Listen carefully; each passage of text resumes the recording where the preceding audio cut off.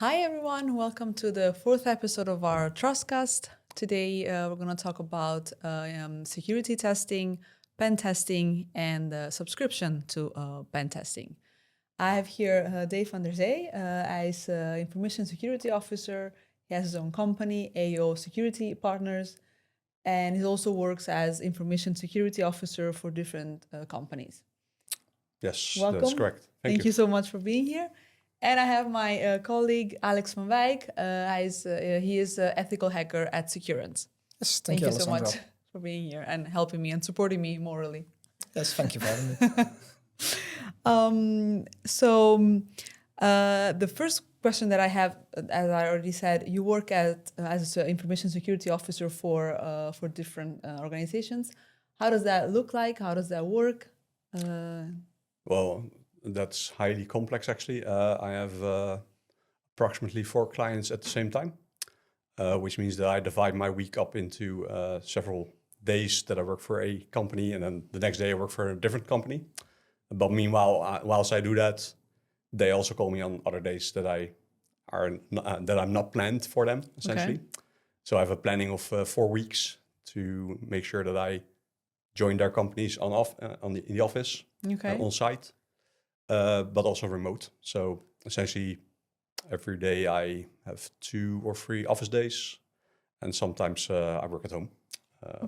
Serving of them, and they all have identical problems or unique problems, of course. Okay. So it's sometimes really hard to keep them apart as well. Okay. Yeah. And the fact that you have different clients, you see the inside of different companies. How does that influence the way that you look at security testing? And what have you learned? What is the biggest, most important thing that you've learned so far? What I've learned so far is that every company has their own problems. So they're all in their own phase, how mature they are with doing actual testing on their environment. So it highly depends on when I enter the company, where they're at, where their current problem lies. I offer subscriptions where we say we do 1 day a week supporting you in the run organization, which essentially means that I do everything that you normally see for a CISO or ISO on a daily basis. Okay. But sometimes they just have projects, and then you join the actual project to help them out on that specific issue at that point in time. But always there is something like a pen test ongoing, or a pen test that has been done, or they have even continuous monitoring in place already, which continuously gives you alerts that you need to do something with. Okay. So oftentimes, even you join for a project, you will also be asked to look at their report that they just got to see how you can help with that issue. If there's constant monitoring, I can get that if a high alert comes in, then even though you're planned on another company at that point in time, you might need to switch over. How do you handle that? Yeah, this happens. So I might be in a meeting with client A, and then I get a call from client B stating that they have a current ongoing event, and they need to have my expertise on that matter to see what they need to do with it, especially if processes have not been defined properly. Okay. They might be a bit ad hoc, where they don't know what to do, and then they call me and I need to act on that at that point instantly. So I dropped that client that moment in time. They respect that because they know if they call me, I'll do the same for them. Okay. Yeah. And just to be clear, an event, can that also be a breach? Could be. Okay. So if you look at vulnerability management from a preventive perspective, it's planned. So you say, I want to do a planned test, which could be once a year, but could also be every day of the week. But if it's an event, then it's responding to a event. So then something is already occurring that we don't expect, that we see as malicious, and we act upon that. And that will be more in security incident management, of course, rather than vulnerability management. But essentially it has to do with the same issue. You had a problem in your architecture somewhere. Could be a bug, could be something that was already reported like a CVE, could be a 0 day that no one knows about yet. Okay. So it could be anything, but yeah. Could you elaborate on the 0 day? 0 day. That would be something classified as a vulnerability or a bug that has not been discovered yet. So it's unknown to everyone, at least within the public. and a malicious actor is misusing this vulnerability or bug, and you don't have a remediation. So your firewall or your web application firewall does not know how to deal with that vulnerability at that point in time. So whilst that is going on, companies are developing their software to treat the vulnerability. So they update the web application firewall with a certain fingerprint or a piece of logic to prevent that vulnerability from being exploited, or patch the software, for example. So that could be anything, but essentially it means no one knows about it, and now you have to do with it. Okay, that's 0 days. Okay, yeah, of course you already knew, but for me it's a new term. So you've seen the inside of many companies and you've talked to a lot of management teams. What do you think is the biggest misconceptions that management has about pen testing? Oh, you do it once, fix that one high criticality, and then think it's done. And then next year we'll do the same test again. And then we're surprised that we suddenly have 5 new vulnerabilities that are also classified as high. Yeah. And that one vulnerability that was classified as low now suddenly is also high. Okay. Because sometimes things change. So something that is not being used often sometimes can be used in collaboration with other vulnerabilities. And suddenly combined, this is a high classification instead of a low. Could you make like a practical example for people that are not in the field? Perhaps my colleague here will be better. So an example of multiple vulnerabilities stacked together, which end up in a high vulnerability. Yeah. It happens often. One thing that might happen is that you have a vulnerability where you can bypass authentication on, let's say, a printer or something like that. Yes. So you get to an admin panel, and one other thing that you sometimes this in newer printers you don't really see it anymore, but in old printers, the password of the admin user might have just been dots, but even with inspect elements F12 on your keyboard, the actual password was given to the user. So then you have, well, first you can get into the admin panel, then you see a password in that admin panel. And with that password, you might be able to then attack other services. All right. And this is a very old example, but with newer examples, you see it a lot as well, where if you are missing a security header, then you might be able to launch specific attacks towards a website, and just because there's also a bug in that website, then that can escalate to access out to a server or to a system running the server. All right, which was previously flagged as a low risk, maybe 1 year, that can escalate as a high. It can escalate as well, since with a pen test, you don't have infinite time to test everything. So you might, of course, there might be a bug in some package that they're using on the web server, and it's not known yet. But if that is combined with them with missing security features, such as security headers or settings that are not completely configured correctly, then if those together, so in the future, you do a pen test in January, then in March, a vulnerability drops, and, well, we're able to exploit it because that low vulnerability now allows an attacker to fully gain access to use the vulnerability. Okay. You often see that vulnerability should be read into context of the organization as well. So something might be protected by something else. So the high-risk vulnerability is at that point in time not important enough to deal with because you had a countermeasure in place that prevented the vulnerability to be exploited. But now you have a low vulnerability on your firewall that actually allows that specific countermeasure to be compromised. And now suddenly that high-risk vulnerability is exploited. Okay. So you accepted the fact that you have a high-risk vulnerability because you can't solve it. For example, you have an outdated operating system. So you place it isolated behind the firewall. Yeah. And now, due to a configuration change, a vulnerability in that actual firewall that's protecting that asset at that point, now that vulnerability is being exploited. Okay. Whilst you don't know about this.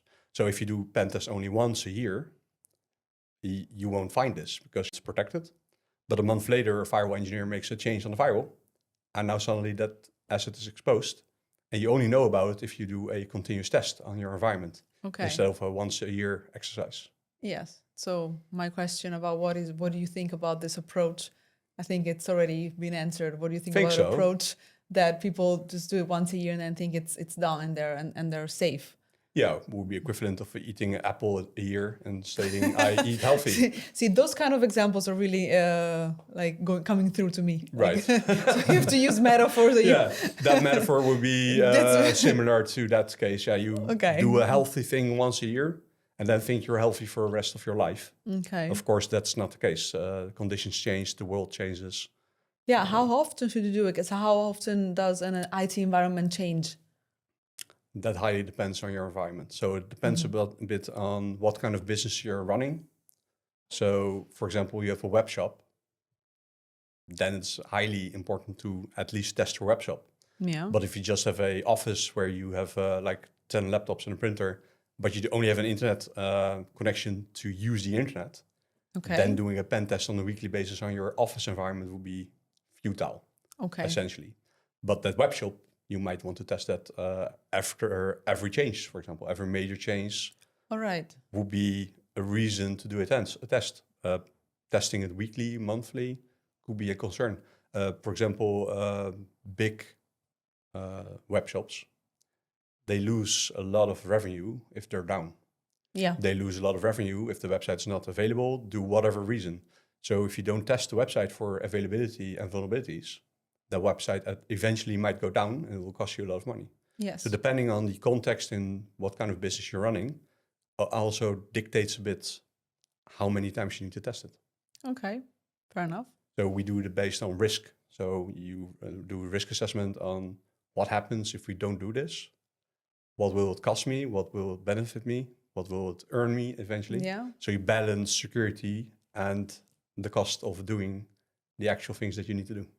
Is there any circumstance when it's better not to do it if you put everything on a scale? Yeah, could be. If you have a web shop and you have a revenue of €1,000 a month, let's say. Okay. But your continuous pen testing costs you 10,000 a month. Yes. You don't have a business, so yes. You have to choose between having a healthy revenue for your company whilst mitigating risk and the cost that it takes you to actually mitigate. Okay. So you need to balance that out. So young companies won't do the stuff they need to do, because if they do it, they'll be bankrupt before they have any revenue at all. Okay. Whilst mature companies have a lot of money, they can actually spend the money to make sure that their services are secure and available. Right. So it depends a bit on where you're at, what the risks are. If you're in the energy business, you provide power to houses, then you really need to make sure that that's still available. Yes. Right. Definitely. So the community is also depending on you to make sure that electricity is coming in for an acceptable price, but also always there. Safe. Yeah. So safe. Yeah. Yes. You wanted to add something? Yes, another reason where it might not be the best to always go for the most secure option is usability as well. Since password changes, we've come around in cybersecurity where we always used to say, okay, change your password like 6 times a year, change it every month. We've come around from that, since people, instead of creating a secure password, they actually just start adding exclamation marks, they start adding a 1, and they go for very simple passwords. Yeah. So it's a balance between not only costs, but also, I'd say, usability as well on the other side. Yes. Sure. Like you referenced the security headers, we often see in websites that there's a content security policy. That's how they call it. It's a good measure to take. Okay. But sometimes your entire website will break down if you implement it fully. Whilst it's only one of the layers that makes your website secure. So often you also balance between which countermeasure do I take. Okay. The one that breaks my website or the one that is a bit less secure, but secure enough. Okay, right. So let's say, this was a question for later, but I'm going to combine it with, once you do a pen test and you give a report, how do you, as a company, prioritize what to fix first? And can you ignore some of the red flags? Ignore is never really an Okay. option. So the only thing you can do if you have a pen test report is that you've done them before and you know that certain vulnerabilities are there. Yeah. And previously you have accepted them because you couldn't fix them. That doesn't mean that straight off the bat you could say, we'll accept them again. Okay. You need to investigate them still again to make sure that they're still unfixable and you still accept the risk that is associated with it. Yeah. And everything that's above a certain level of risk, you need to address. Okay. So most of the times you have a very high risk classification, high risk classification, medium, low, and informal. Okay. Especially the ones that are very high and high, often means it is directly abusable by a hacker. So that means that without any further information, they can directly make misuse of that vulnerability, Okay. which means you have to address it instantly. You cannot say, we'll ignore it for now, because that opens up a whole lot of issues. Okay. So that's the first thing you do. You mitigate those things that are clearly an issue with your platform at that point, or software, or whatever it may be. Could also be physical, of course. And those that are lower, you still need to assess if that is an issue for your company at that point. So Right. if you can fix it, you still need to fix those lower vulnerabilities as well, because then often over time they become bigger issues. But sometimes that's not possible. And then you need to address it with the board of your company, Yeah. make sure that they understand what kind of risk they're accepting, monitor those risks if you can, and make sure that you've documented them. Yeah. That if they occur, that you also have a plan in place to mitigate as fast as possible. Sometimes that means you isolate the server, spin up a new one, and put back a backup. All right. But sometimes it just means we have to accept that something is being misused and then deal Okay. with that accordingly. Dave just mentioned like a way in for hackers. If you have, maybe you don't have it, but could you tell us like the funniest way that you've managed to enter a company? Oh, the Or most fun way. worth mentioning. I think most of the times it's very easy. Most of the times you do get in, it's password 1, 2, 3. It's the more easy. Yeah, it's the easier things that Okay. end up giving you the most access, and it's just password reuse. That's still a big thing. We sometimes have when we're on an engagement, we have tooling with which you can see leaked passwords for a company. So we can put in the email address of a company, and then we can see, okay, we see a lot of leaked passwords here. Let's try them out. It's not something we do all too often, since some companies might not want us to use services with which we can see passwords, since it is employee passwords, so that might be a bit of a blockage for them.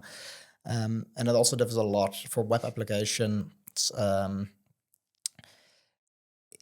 It's mostly just, let's see, the exact question was what's the most fun way? How did you go in? So the password, it's password 1, 2, 3, the one that I've used in the past quite a lot. Yeah. Or my cats or my Sadly, that's often the case. Yeah. Yes. Okay. So rarely, I would say, it's rarely the case that a hacker decides, I'm going to hack company X, Y, Z. What they do is they scan the internet to see, can I find something? If they're blocked, they probably move away.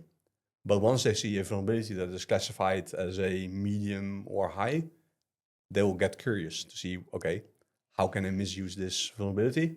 They'll look at the company. If there's certain people working there that are gullible or really want to help people. So what they'll do, they send an email.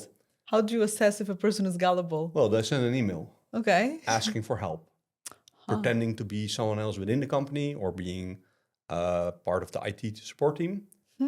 Without no links, no fun stuff, just a question. If they respond, it's indication that they're not looking at the email address, for example, where it's being sent off.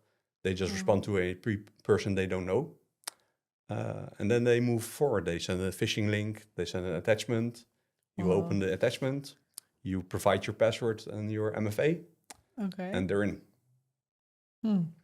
That could be simple as that. If you're in a data breach on the dark web, if you go to certain websites, you can check if your email address was compromised. That password that might be used on your actual account in the business. Yeah, they one of often them, use the same password everywhere. Yeah, I learned from my previous podcast that one of them is "Have I been pawned?" Yes. Are there more? Have I been pwned is one that's public to everyone. So have I been pwned? It's a very good way to check if your account, either your email address has been in a data breach, or you can even put in your password and then you see if that password has been leaked. So in those two ways, you can see if a specific password has been leaked or if your email address is right in any data breaches. As a security company, and also what a lot of other companies do have access to, those are services where you can actually see the password that has been leaked. So that's something that's not public to everyone, luckily, since otherwise everyone could put in someone's email address and see, oh, not only do I see that you've been in the data leak, I can also see exactly what password has been leaked. But for companies, that's a very good way to monitor if employees have been breached. Okay. Just by monitoring, are there any, this is our email address, have these been in any recent data leaks? And then, well, if they use their business account for personal reasons, that's already not the wisest thing to do, since it's better to keep it separate. But if they also use a password for personal reasons that has been in a data breach, as a company, it might be very interesting to see, is that password also the same for our services?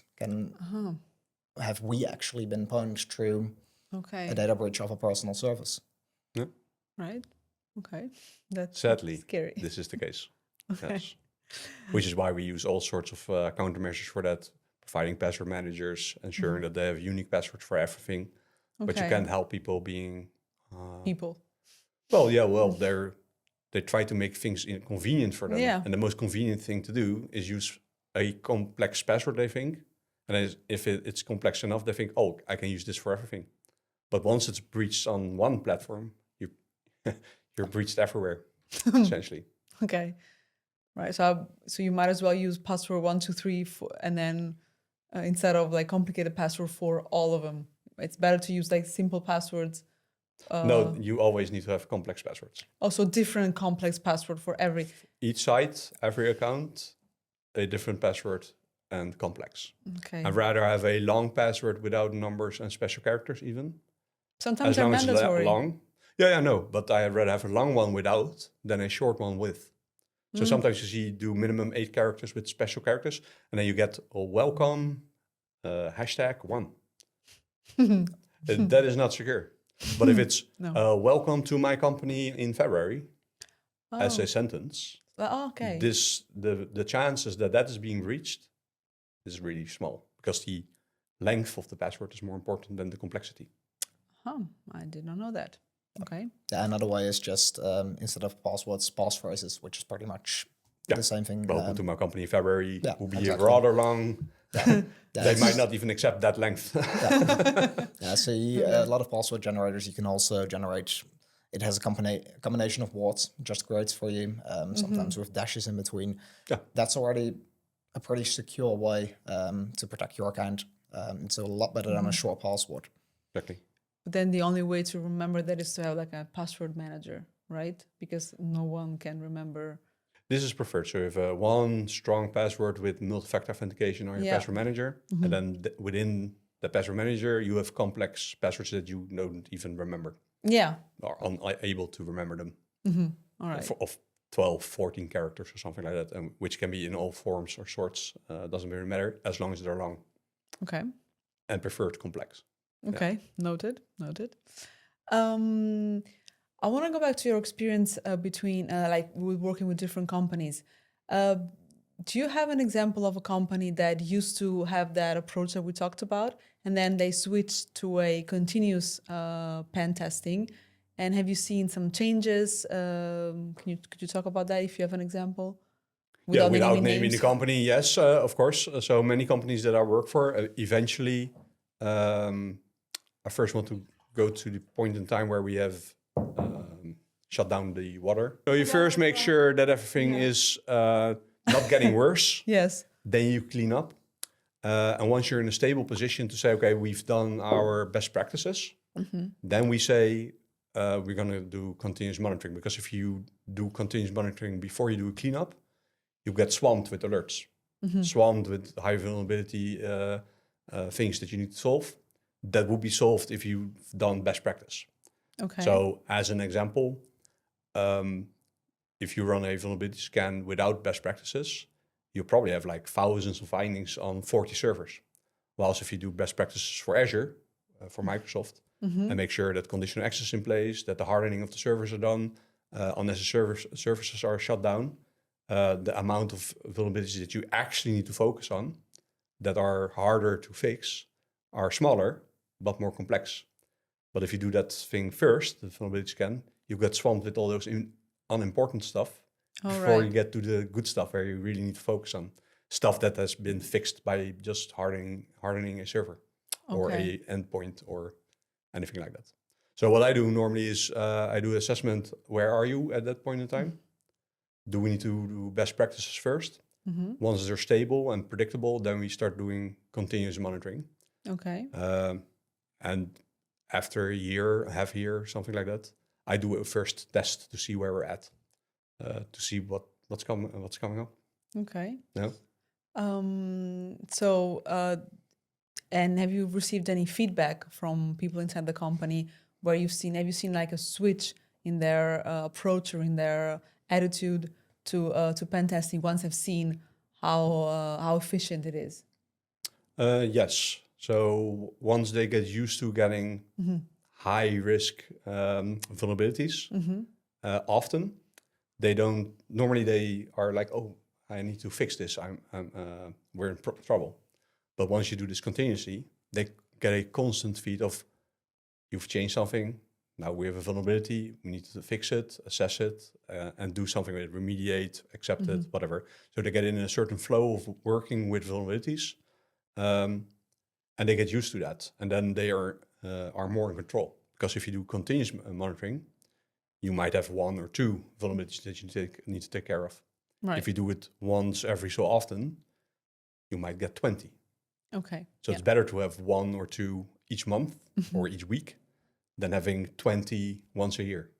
Okay. Because you have resources, you have people that need to fix them. And now they have to fix 20 vulnerabilities at the same time. So which one are you going to do first? Yeah. You're unable to prioritize. So you want to do it more often. So you have less of those vulnerabilities and can divide the work equally over the weeks, over the months, with the limited amount of people that you have. Okay. And focus on the actual risk. Because if you have 20 risks, you say, fix them all. If you have only one, you can really assess, okay, is this really a urgent issue currently for us? Can you always fix risks internally, or do you need help as a company? Depends. But most of the times there will always be something that you can't solve on your own. Okay. And you need outside expertise to get it fixed. Okay. Could be. But it depends a bit on how big is your company, how many skills do you have internally, how much do you outsource. So a lot of companies that I work for, they outsource a lot of stuff to other companies. So then the answer is yes, you always need help from outside because you have outsourced IT, for example. If you're a really big company, if your own IT company, if your own incident handlers, your own SOC analysts, your own pen testers, then chances are you can fix it yourself. If you have your own developers that build the software, well, they need to fix it then because that's your proprietary software. So yeah. And with all the clients that you've had and you've seen, what makes a security collaboration actually work, in your opinion? So security collaboration between pen testers, SOC analysts, so the persons that are monitoring your environment and the people that configure the environment. Me as a CISO or ISO, I don't want to be in between. Okay. So I make agreements with all parties involved. So the technical teams that do the changes, the pen testers, and the SOC analysts, if there's an issue, they talk to each other directly. So I'm not going to be between them as a filter or cog or how you call that, someone that's going to filter the information. Yeah. I want the analyst to directly talk to an engineer, stating the problem so the engineer can directly fix the issue. There, where possible, I want to automate things. So if a vulnerability comes up by a system, so event occurs, then the SOC analyst needs to have a mandate from me, allowing them to, for example, disable an account, Right. quarantine a system. I rather have outage than a compromise of the data of or the system. So the same thing goes for the security analysts that make vulnerabilities in a report. I sit them directly with the engineer. They get the report, they get the information, they can ask questions to the security analyst, the pen tester, and they can get that problem solved. All right. Me being in between is not helping this process, essentially. I do need to be informed, and if a risk is above a certain risk, I, of course, need to go higher up in the organization to make them aware of that and ask for more budget or their formal approval to accept something because the result is we can't fix it. Then you need to have a governance in place that they know about the risk and accept it formally. But if it can be fixed, it's just the pen tester directly with the engineer. That will be actually, in my opinion, at least. So, yeah, I'd say that's the best way, especially if a pen tester finds a vulnerability, being able to quickly speak to an engineer who can fix that problem is the most efficient way. It makes everything go a lot smoother. If you have someone who's found it, it's still fresh. They found it, let's say, an hour ago, maybe a week ago during a pen test, and now it's in the report. You still have it fresh in your mind, and you can immediately speak to an engineer and tell them, okay, all right, this is what we found. And if an engineer has questions about it, it's still fresh enough in your mind that you can very easily respond to that, making it a lot more smooth and efficient. Okay. I would say so. 80% of vulnerabilities can be solved without any board approval, without any budget being spent, just some time with an engineer that's going to reconfigure something, and then the vulnerability is gone. Okay. Most of the times. Yeah, sometimes in cases where SaaS, so software as a service, is used, then if you have a vulnerability or maybe an unsafe function within that software, then getting that other company from whom you buy that software to actually fix that might be difficult. So then if you're going to switch suppliers, well, that's either going to cost more money, or you have downtime, or people need to be retrained. So that might be a case, I'd say, where, yeah. And now you're touching actually on a really tough topic, of course. If you don't manage the system that's vulnerable in this case, first of all, most of the times you can pen test it, essentially, because let's say software as a service. Yes. So essentially, me as a customer say, yes, I don't want to develop my own software, I'll buy it in the cloud. And I also say, I want to make sure that you do the security part of your application because it's yours. Yeah, it's yours, yeah. So once this is the case, it becomes harder for you as a customer to get control of all the aspects of information security within that supplier. You'd need to ask the supplier for, you're not able to just say, okay, we hire a pen test firm, you can go and test that piece of software, because it's not your piece of software. You are leasing it, so you need to get their approval to actually be able to pen test it. And a lot of times companies won't give that approval. With Microsoft, if you have your servers running in Microsoft, you can test a lot of things, but Bastion, that's the way where you can connect from your browser to the machine itself. That part is from Microsoft, and you're not allowed to pen test that.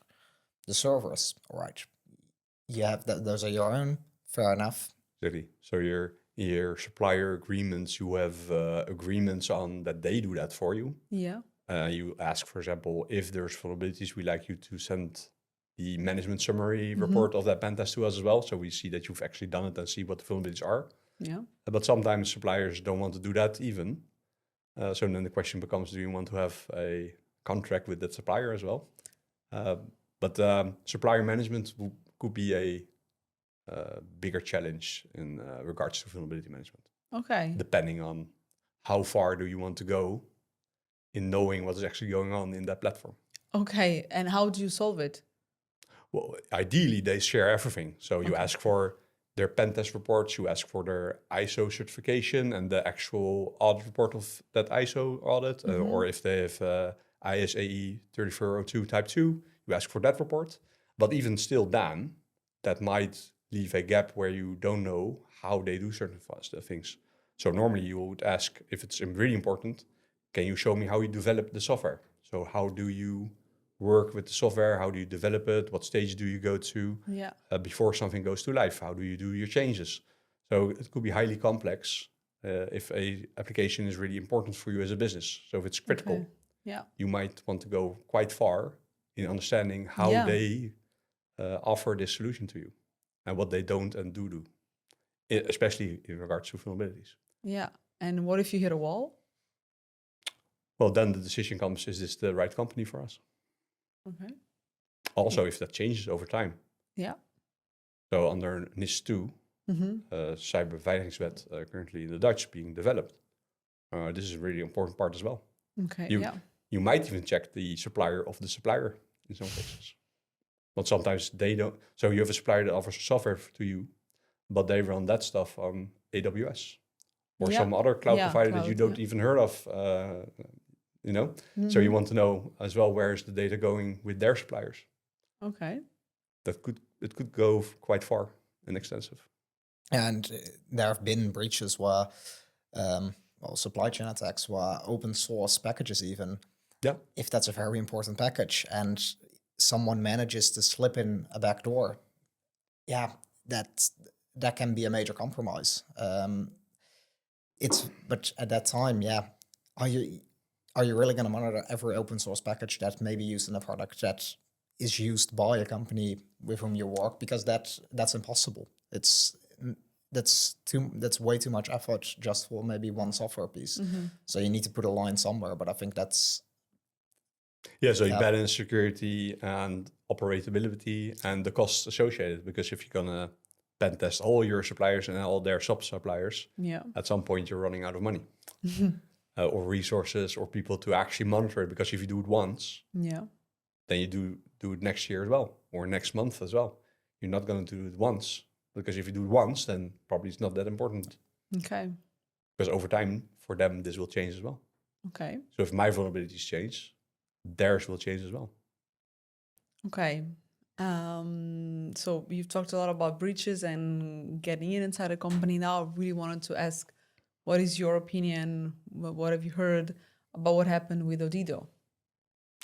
Yeah, so there's a lot of information already available. Yeah. We at least know that data has been breached. Yes. They have a lot of data that was of their customers, also past customers, even going as far as 10 years back. It's not Odido only, it's also their sub-companies that they have, like a Ben or any others. So some people might not even know that their data will be in that data set, because they don't even know if it's only Odido or any other companies that were associated with Odido before they went to that new brand. Okay.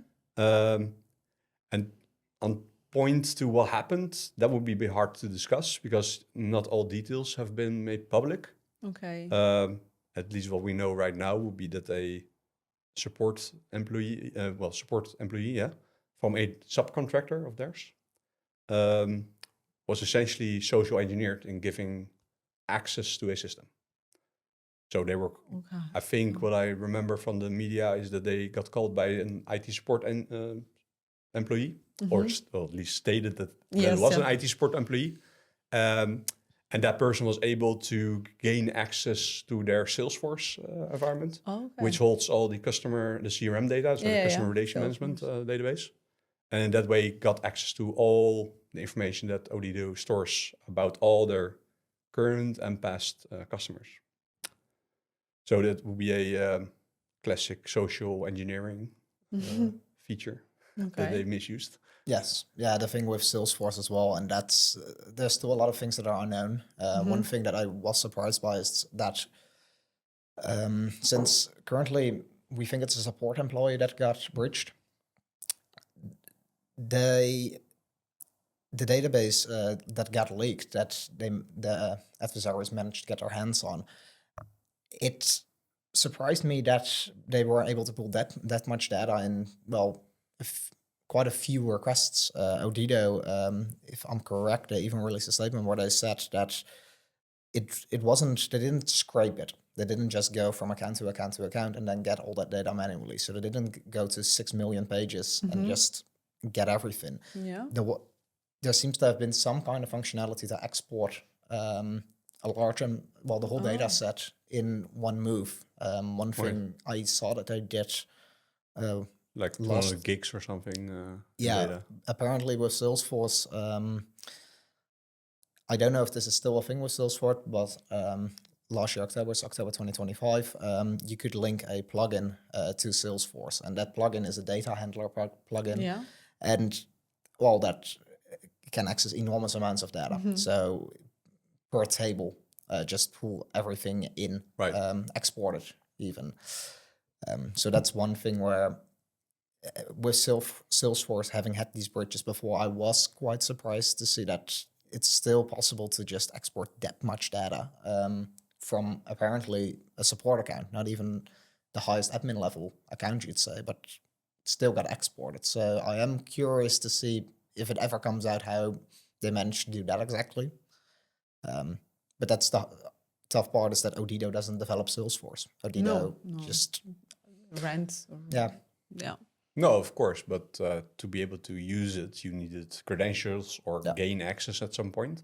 And from a technology perspective, if you look at preventing something to occur, there are ways where even providing a username and a password, including your MFA token, still doesn't lead to a breach. Because you can take measures that logging from abroad, outside of the Netherlands, is not allowed. Okay. Doesn't work for everyone, because sometimes you have people working abroad, so then this doesn't work. But you can also say risk-based. So if you normally log in from the Netherlands with a certain account, if you suddenly log in from Belgium or Germany or in Americas, then that creates at least an alert. Yeah. So what they do and do not have in place in this case, I don't know. But there are several ways how you could have made this not happen or make the chances that it would occur less likely. Okay. There's no 100% safety, of course, but I was surprised that it actually worked with a big company like that. Yeah. In this case. Is it true that they refuse to pay ransomware? That's what I got from the media. They don't. Okay. Yeah, what I got is that they didn't want to pay ransom. One thing that I did see is that a lot of people are saying, okay, well, Shiny Hunters has a reputation, the hackers group behind the Odido hack. Shiny Hunters has a reputation that they actually won't release your information. The one thing people don't often say about that is that Shiny Hunters has collaborated with 2 other hackers groups, Lepsis and Scattered. And those groups certainly do have a reputation of because of internal tensions, data has been released in the past. Okay. So with them 3 seeming to have started working together, Shiny Hunters might not have a past of leaking that, but not only are you promoting this type of criminals, not only are you, the more people pay, the more that they are going to see this as a very lucrative business, but also it doesn't give you full safety. No. So that's...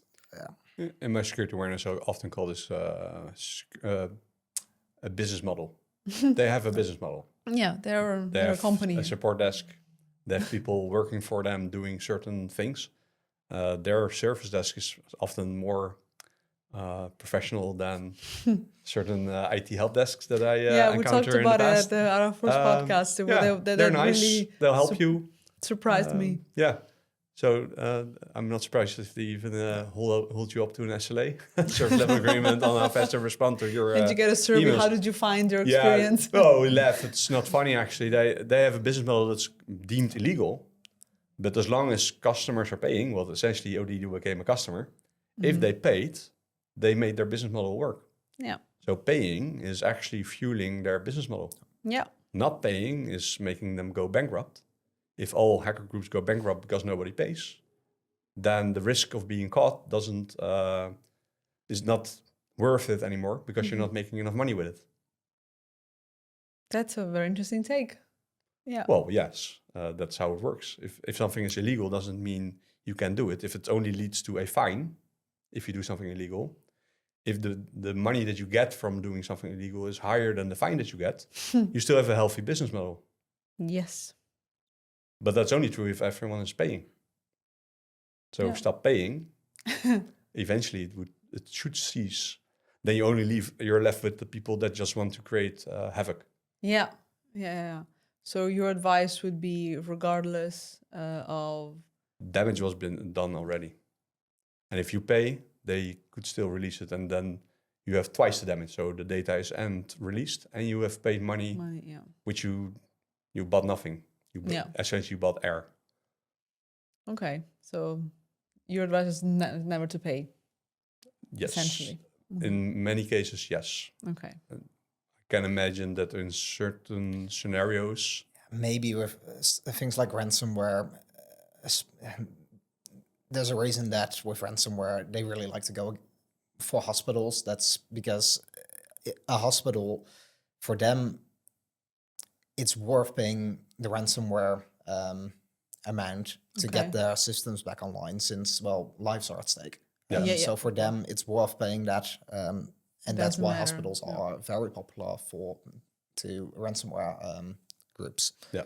But in the sense that your data has already been leaked, in that case, it might buy you a bit of time before it goes public. But I'd say that's the only thing that it really does. Yeah. Okay. Yeah, like you said, you have corner cases where you essentially have no choice because you're talking about people's lives. But other than that, it's the survivability of your company, maybe. So if you don't pay, you go bankrupt. That might entice a company to pay. But in all other cases, if it's just the data leaked, well, that hurts the company, of course, but that data will be leaked anyways, probably. Or not now, maybe in the future. Yeah.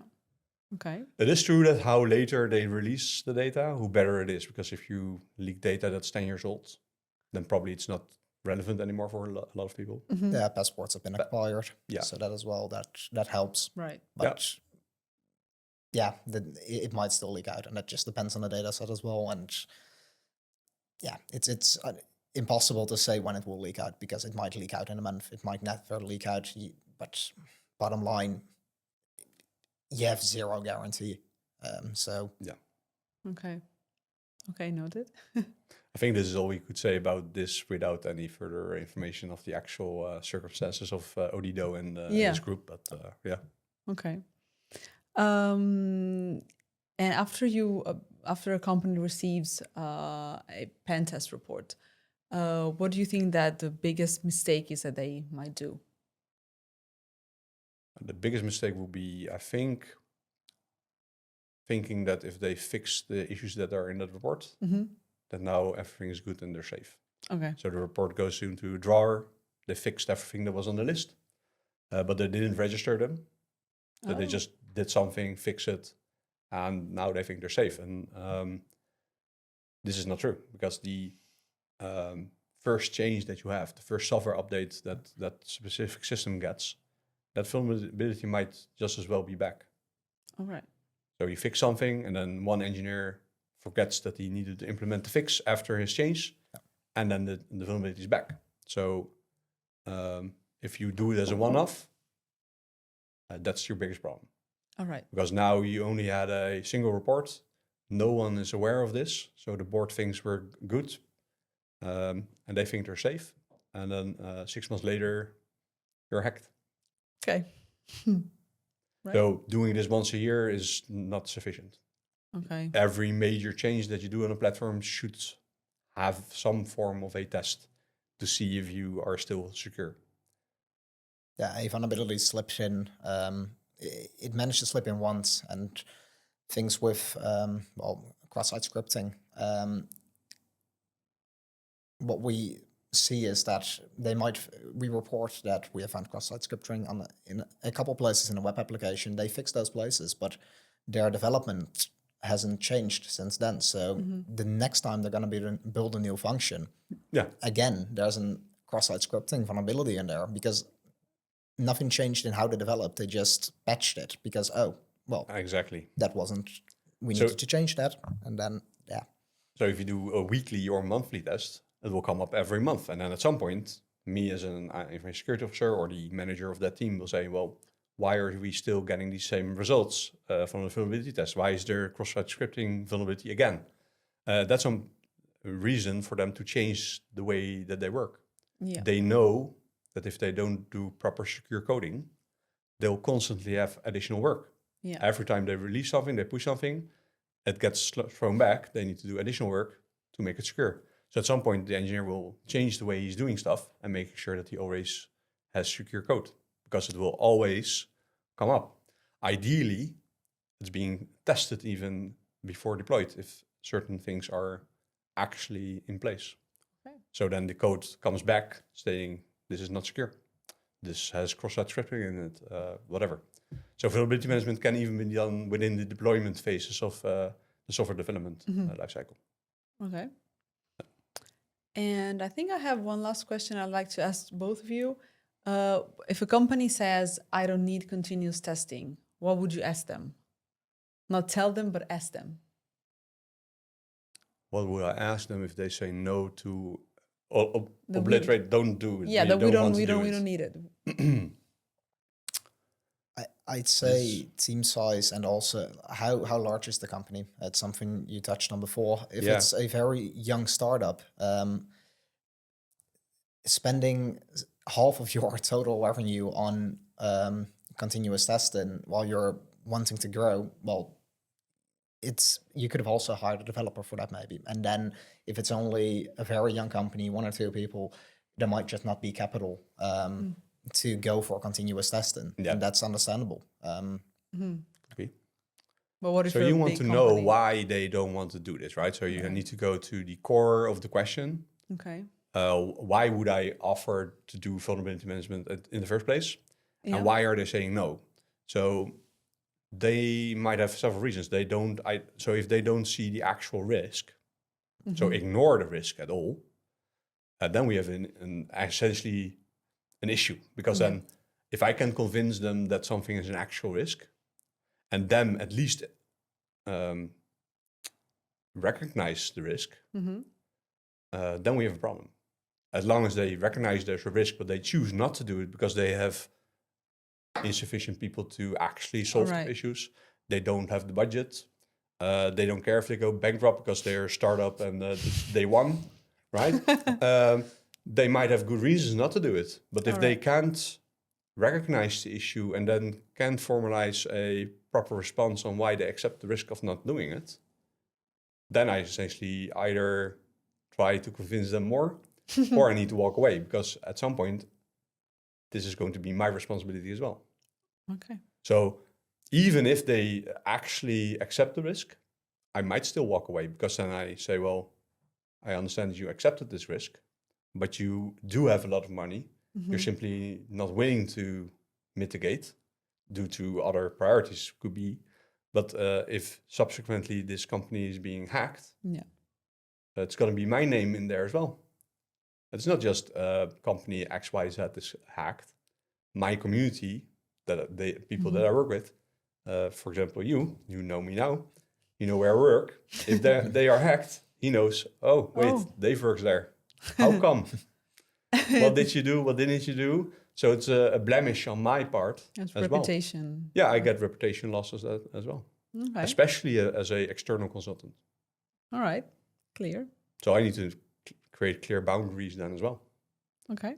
So if it's a proper reason not to do something, and there might be several good reasons not to do something, that's okay. But if it's unacceptable because they can fix it, but they choose to ignore something, then we have a different discussion. Yeah. Okay. Now, I don't have any more questions. I don't know if you have questions for Dave, maybe? No, I think we've touched on a lot of subjects. And, yes, we did. Yes. It was super interesting. Thank you both for coming. Thank you for listening. And as usual, if you have any comments or questions, put them in the comments and we'll be happy to reply.